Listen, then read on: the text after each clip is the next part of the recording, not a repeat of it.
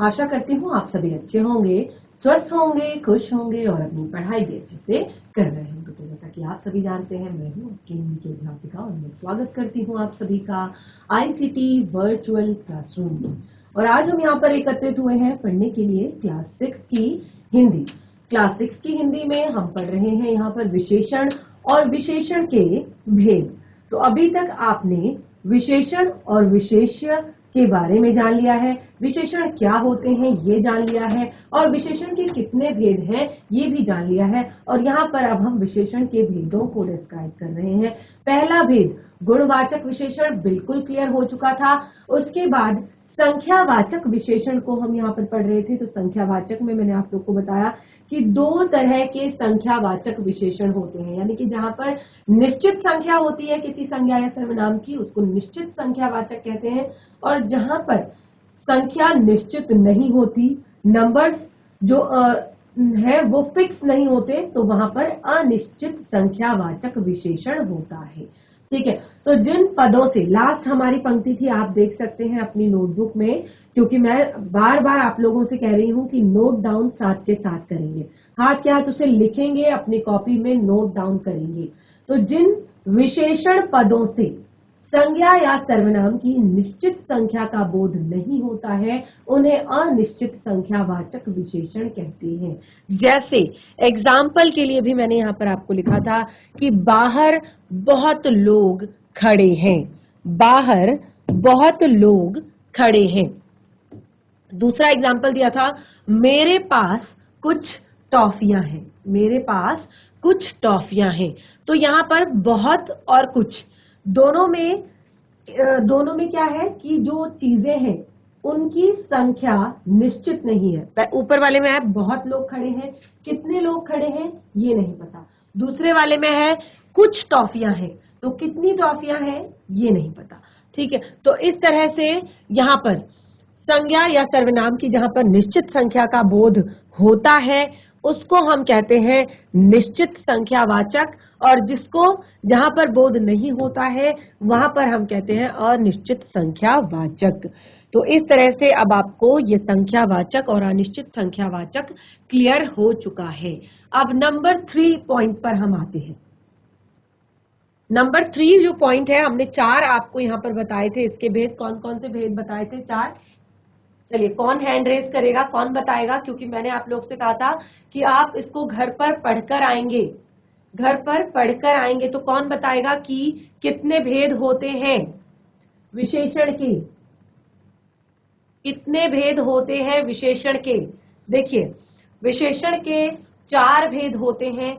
सबसे पहले आता है गुणवाचक विशेषण, दूसरा आता है संख्यावाचक विशेषण, तीसरा आता है परिमाणवाचक विशेषण, और चौथा आपका आता है सर्वनामिक विशेषण। ठीक है, तो अभी हम नंबर 3 पर डिस्कस करेंगे, यानी कि परिमाणवाचक विशेषण। क्या होता है ये परिमाणवाचक विशेषण? यहां तक सबने नोट डाउन किया है, और देखिए साथ के साथ नोट डाउन भी करेंगे। नंबर 3, परिमाण वाचक विशेषण।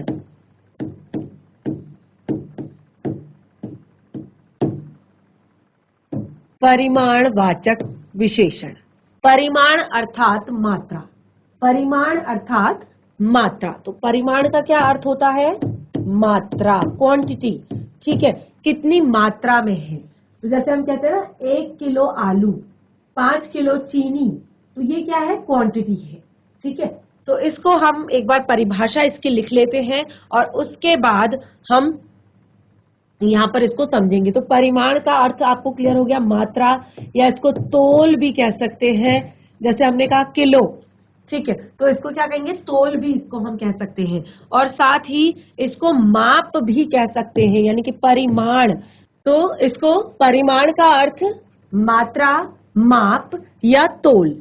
ठीक है, ये आप इसको ब्रैकेट में इस तरह से लिख सकते हैं, या इसके आगे भी लिख सकते हैं पूरी एक लाइन में, पूरी एक पंक्ति में, कि परिमाण का अर्थ होता है मात्रा या तोल या माप।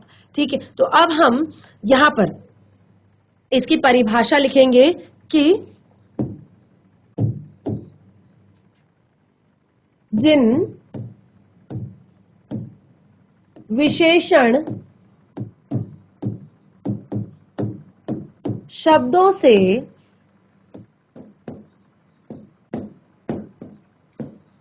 जिन विशेषण शब्दों से संज्ञा या सर्वनाम की या किसी वस्तु की, ठीक है, जिन विशेषण शब्दों से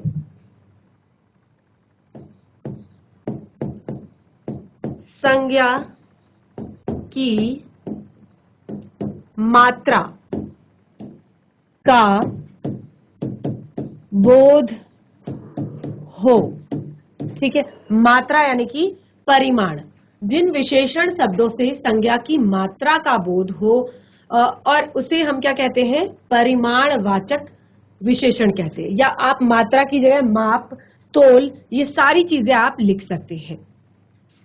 मात्रा आगे भी लिख सकते हैं आप यहां पर, मात्रा या माप, तोल, ठीक है, यानी क्योंकि जब हमने कहा किलो तो उसमें माप तोल भी आ जाता है, क्वांटिटी, ठीक है। जिन विशेषण शब्दों से संज्ञा की मात्रा, माप तोल आदि का बोध हो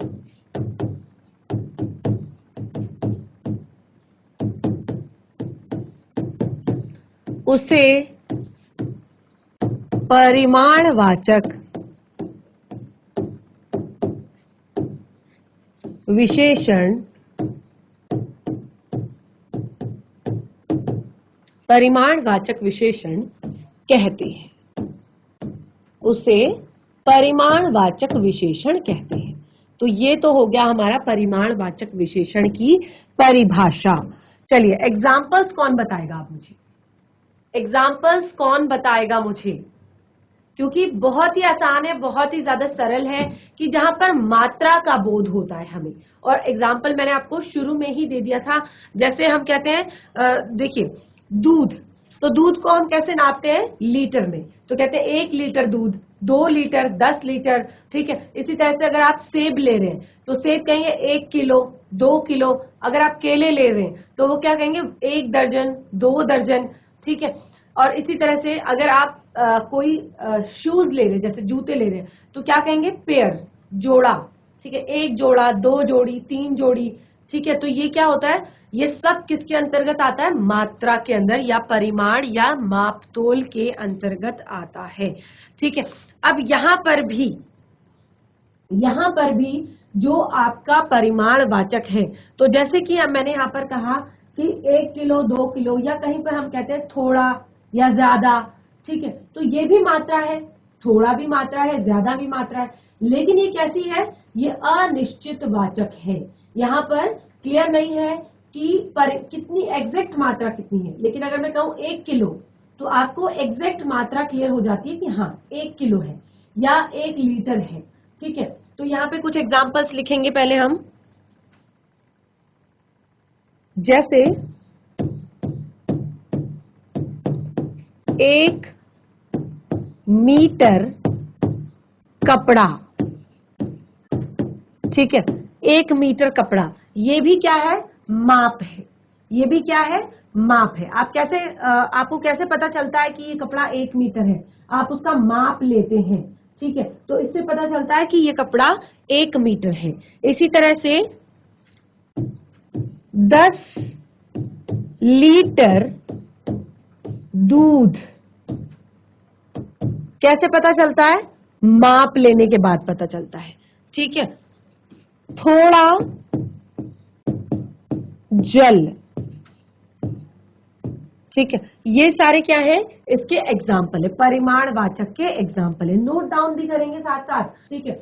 तो चलिए अब देखिए यहां पर जो संख्यावाचक, जैसे कि मैंने कहा कि संख्यावाचक विशेषण में क्या होता है, 2 तरह के विशेषण होते हैं, एक निश्चित संख्यावाचक, एक अनिश्चित संख्यावाचक। तो परिमाणवाचक भी बिल्कुल इसी तरह का होता है। यहाँ पर भी क्या होता है कि एक निश्चित परिमाणवाचक होता है और एक अनिश्चित परिमाणवाचक होता है। जहां पर जो संज्ञा है उसकी मात्रा, उसकी माप, उसकी तोल का निश्चित हमें पता चल जाता है, उसको निश्चित परिमाणवाचक कहते हैं। जहां पर हमें निश्चित रूप से पता नहीं चल पाता है वहां पर हम अनिश्चित परिमाणवाचक कहते हैं। तो ये नोट डाउन कर लिया होगा आप सभी ने। अगर नोट डाउन कर लिया है तो हैंड रेज करेंगे, अगर नहीं किया है तो फिर हम इसको एक बार आपके लिए छोड़ देंगे, आप नोट डाउन करेंगे, हाथ खड़ा करेंगे ऐसे। अगर आपने कॉपी में उतार लिया है, नोट डाउन कर लिया, यस, वेरी गुड।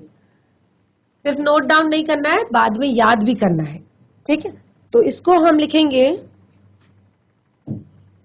परिमाणवाचक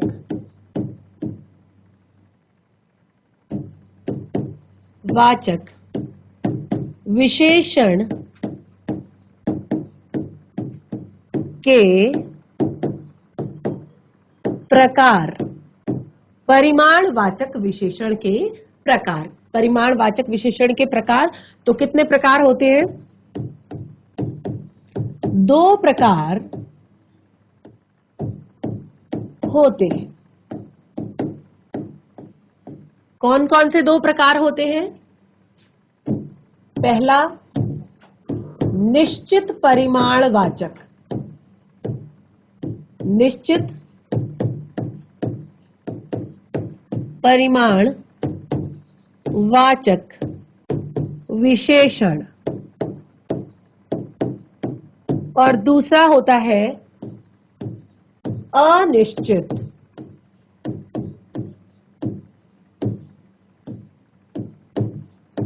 परिमाणवाचक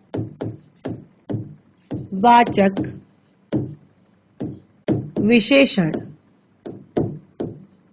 निश्चित परिमाणवाचक विशेषण, अनिश्चित परिमाणवाचक विशेषण। क्लियर? तो अब हम पहले यहां पर निश्चित परिमाणवाचक विशेषण को पढ़ेंगे। देखिए पहले वाले को हम यहां पर पढ़ेंगे, निश्चित परिमाणवाचक। नोट डाउन करेंगे इसी तरह से, निश्चित परिमाणवाचक,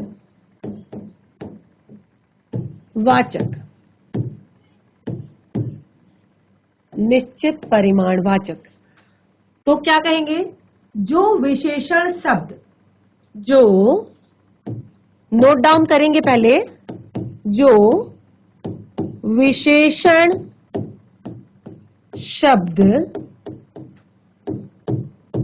संज्ञा की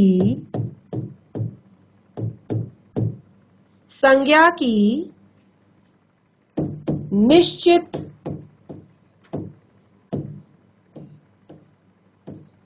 मात्रा,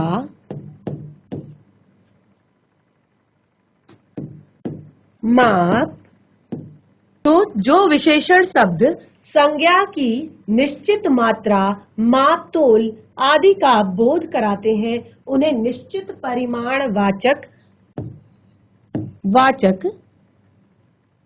विशेषण कहते हैं। तो ये पहले नोट डाउन कीजिए, फटाफट इसको नोट डाउन कीजिए कि जो विशेषण शब्द संज्ञा की निश्चित मात्रा, माप, तोल आदि का बोध कराते हैं उन्हें निश्चित परिमाणवाचक विशेषण कहते हैं, क्योंकि वो निश्चित मात्रा का बोध कराते हैं हमें। फटाफट नोट डाउन कीजिए, और अगर नोट डाउन हो जाता है तो उसके बाद हैंड रेज करेंगे, हाथ खड़ा करेंगे कि यस मैम हमारा नोट डाउन हो गया, क्योंकि हम नेक्स्ट जब अगर पेज चेंज कर देंगे तो फिर आपका छूट जाएगा, आप नहीं कर पाएंगे। ठीक है, तो बहुत ही ज्यादा सरल है। अगर कहीं पे छूट भी जाता है, अगर थोड़ा बहुत छूट जाता है तो आप उसको खुद से भी लिख सकते हैं, क्योंकि नाम आपको पता है निश्चित परिमाणवाचक, यानी कि यहाँ पर मात्रा जो है, देखिए परिमाण का अर्थ होता है मात्रा, तो निश्चित परिमाणवाचक जो हमें फिक्स क्वांटिटी को बताता है, फिक्स क्वांटिटी को बताता है, उसको कहते हैं निश्चित परिमाणवाचक। तो बिल्कुल आप आसानी से उसकी परिभाषा बता सकते हैं। तो अब हम इसके एग्जाम्पल्स लिखेंगे यहाँ पर, उदाहरण। तो चलिए उदाहरण तो आप ही डिस्कस करेंगे, फटाफट हैंड रेज कीजिए, फटाफट बताने की कोशिश कीजिए एग्जाम्पल। चलिए, कौन बच्चा बताएगा? जीआईसी बाघ वाला हाथ खड़ा करेंगे अगर समझ में आ रहा है तो। बहुत ही ज्यादा सरल, अभी अभी हमने यहाँ पर पढ़ा है निश्चित परिमाणवाचक। अभी सब सारे हाथ नीचे करेंगे और मुझे एक बच्चा उठकर बताएगा क्लास में। यस, पीछे से एक बच्चा हैंड रेज कर रहा है। माइक ले लीजिए फटाफट, और माइक को प्रॉपर ऊपर की तरफ ऑन करेंगे। देखिए, इस तरह से टाइम यहाँ पर वेस्ट नहीं करना है। आप माइक को प्रॉपर ऊपर की तरफ ऑन करेंगे। समझ में आ रहा है? फिर बताने में क्या दिक्कत है? मैं आपको पिटाई करने नहीं आने वाली हूं वहां पर, या आपको यहां से डांटूंगी नहीं। चलिए, कोई भी बच्चा फटाफट निश्चित परिमाणवाचक। देखिए, बार बार एक ही चीज को हम रिपीट कर रहे हैं, तो अभी तक तो आपको बोलते बोलते ये सारी चीजें समझ आ जानी चाहिए। कौन बच्चा बताएगा? चलिए, सभी ने हैंड रेस किया, सभी को समझ में आ रहा है, लेकिन बताना किसी ने नहीं है। गर्ल्स, जीआईसी बाग वाला की गर्ल्स, बच्चे आप कभी भी नहीं इंटरेक्ट करते।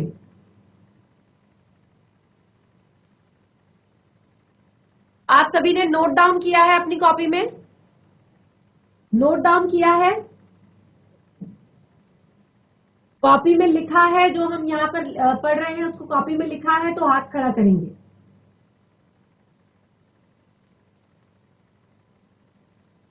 कॉपी में भी लिखा है, समझ में भी आ रहा है, फिर दिक्कत क्या है? बताने में दिक्कत क्या है? फिर किसी को डिस्कस नहीं करना है यहाँ पर। चलिए, इसी तरह से नोट डाउन करते रहिए, घर जाकर पढ़िए, रिवाइज कीजिए और अपने एग्जाम की तैयारी कीजिए। ठीक है।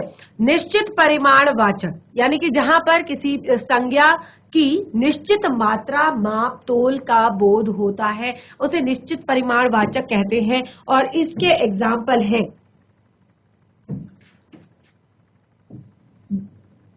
इसके एग्जाम्पल हैं 2 किलो सेब ले लो।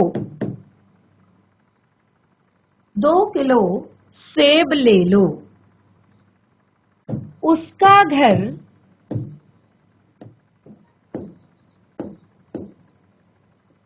50 मील दूर है। 1 मीटर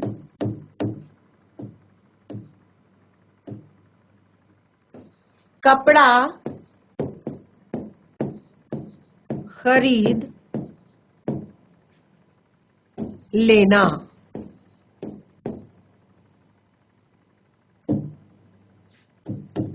5 लीटर दूध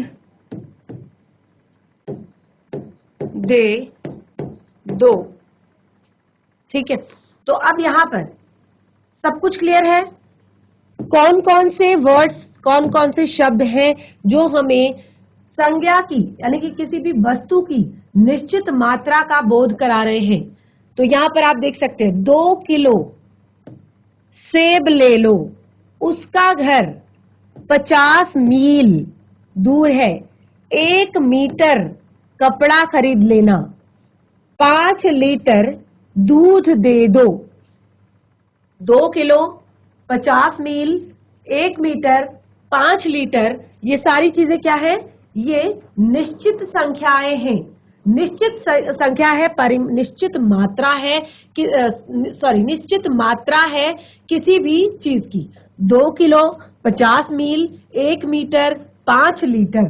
ठीक है, ये क्या है? निश्चित मात्रा है किसी भी संज्ञा की। 2 किलो किसके लिए कहा है?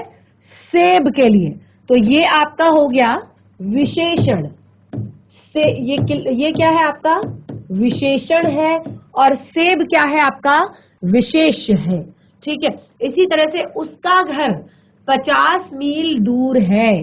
तो घर संज्ञा है और 50 मील दूरी उसका विशेषण है। ये विशेषता है कि जिस जगह पर हम हैं वहां से उसका घर 50 मील दूर है।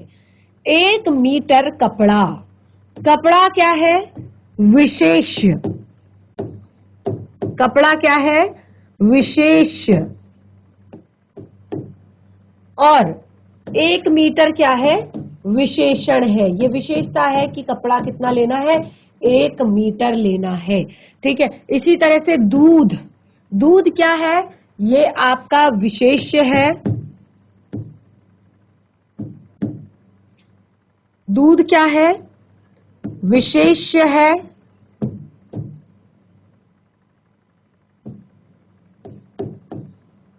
और 5 लीटर क्या है? विशेषण है। क्लियर? तो ये है निश्चित परिमाणवाचक आपका विशेषण, निश्चित परिमाणवाचक विशेषण, जहां पर ये विशेषण भी है और साथ में क्या कर रहा है? किसी भी संज्ञा की निश्चित मात्रा का बोध हमें करा रहा है। जैसे 2 किलो सेब, 50 मील दूर, 1 मीटर कपड़ा, 5 लीटर दूध। क्लियर सभी को? अब हम आगे बढ़ते हैं बिल्कुल इसके अपोजिट वाला निश्चित परिमाणवाचक के जस्ट विपरीत अनिश्चित परिमाणवाचक विशेषण, जो कि हमने यहाँ पर लिखा है। अनिश्चित परिमाणवाचक विशेषण को हम पढ़ने जा रहे हैं।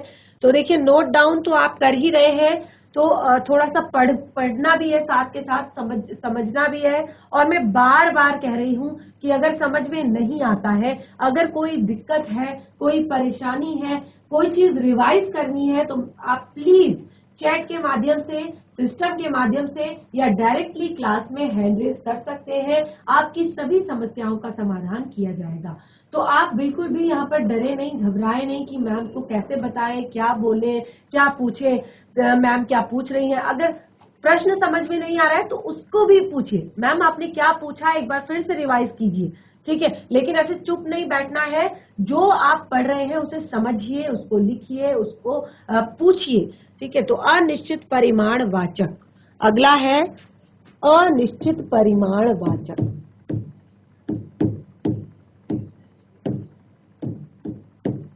परिमाण वाचक क्या है? विशेषण है। सभी को पता है हम अनिश्चित परिमाणवाचक विशेषण को पढ़ रहे हैं। ठीक है, तो बिल्कुल इसी के, देखिए कुछ नया याद नहीं करना है, कुछ बहुत बड़ा याद नहीं करना है।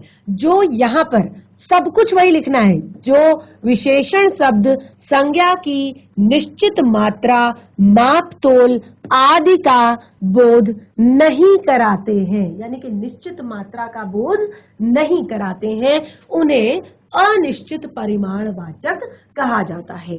तो बोध के आगे नहीं लिखना है और बस, और अनिश्चित उसको कर देना है।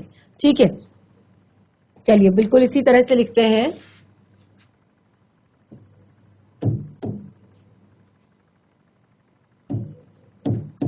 जो विशेषण शब्द संज्ञा की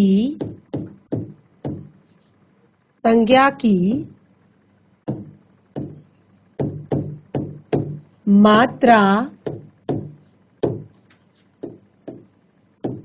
मापतोल, संज्ञा की मात्रा, मापतोल का बोध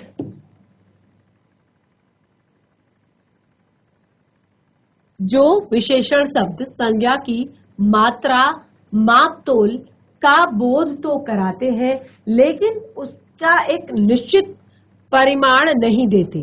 ठीक है, उसका एक निश्चित परिमाण नहीं देते, तो उसको कहते हैं अनिश्चित परिमाणवाचक। जो विशेषण शब्द संज्ञा की मात्रा, मापतोल का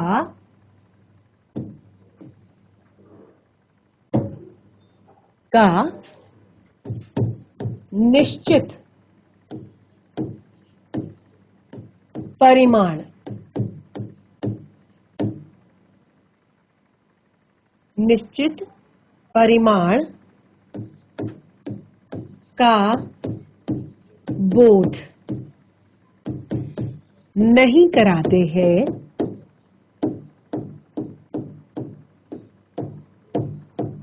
उन्हें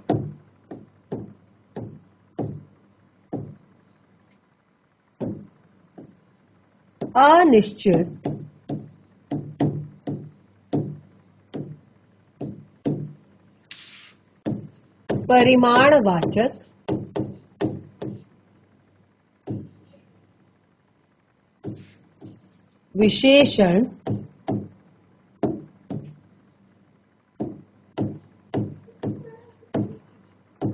विशेषण कहा जाता है।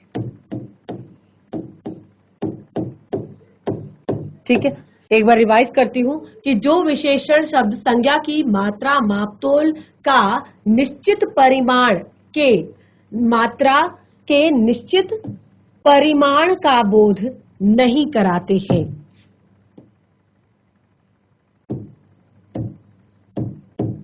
उन्हें अनिश्चित परिमाणवाचक विशेषण कहा जाता है।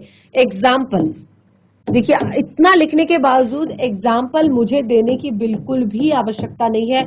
आप खुद बहुत सारे एग्जाम्पल्स मुझे दे सकते हैं, लेकिन आप बिल्कुल भी कोशिश नहीं करते, बिल्कुल भी बताने की कोशिश नहीं करते। मैंने आज बहुत खा लिया। मैंने आज बहुत खा लिया है। कई बार बोलते हैं ना आप इस तरह का वर्ड, मैंने आज बहुत खा लिया है। तो बहुत खा लिया है, लेकिन कितना खाया है उसका कोई निश्चित परिमाण नहीं है, उसका कोई निश्चित मात्रा यहां पर नहीं है। आज दूध वाले ने दिया।